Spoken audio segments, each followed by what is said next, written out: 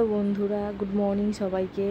দেখো, এদিকে তোজোর এত গরম লাগছে, দুটো পাখা চালিয়ে দিতে হয়েছে। আর এদিকে আমি রান্না করেছি, রান্না করার পরে আবার একটু রান্না বাকি আছে, তাই গ্যাসটাকে আগে ক্লিন করে নিলাম ভালো করে।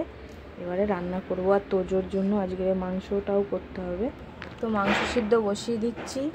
অনেকটাই মাংস এনেছে, কারণ বেশি দেবো না। আর দই আছে, দই দিয়ে যদি খায়, এটা মাংসটা শুধু খাওয়াবো। আর এদিকে আমিও একটা চচ্চড়ি করবো, বাকি আছে যেটা, সেটা করে নেবো। কী ভাবছো একটুখানি তেল দিলাম কেন? কারণ এই দেখো, চিংড়ি মাছে অনেকটাই তেল আছে, যার কারণে বেশি তেল দিতে হবে না। 5 করে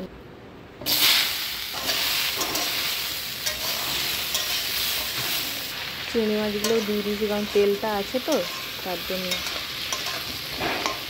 আর ওই চিংড়ি মাছ রাখার পাত্রে জল ঢেলে নিচ্ছে। এটা তরকারি, এদের খাবারে বেশি কিছু দেবো না, শুধু একটু নুন। দেখো, এইদিকে দেখো, ডিমের অমলেট করে তরকারি করেছি।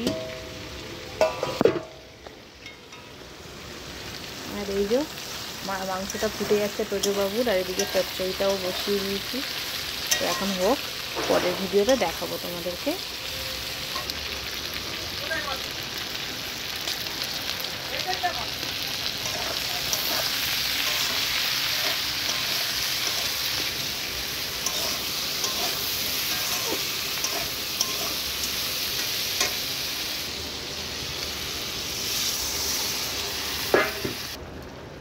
টাটা সবাইকে। এবার তোজোর খাবারটা হোক, আর এদিকে এই চচ্চড়িটা হোক, তারপরের ভিডিওতে দেখিয়ে দেবো চচ্চড়িটা কেমন হয়েছে দেখতে। জানি না, কারণ সব চচ্চড়ি আনাজগুলো বেশ অনেকটাই পচা ছিল, যার জন্য কেটে কেটে বাদ দিয়েছিলাম, খারাপ হয়ে গিয়েছে। রবিবার এনেছিল বাবা।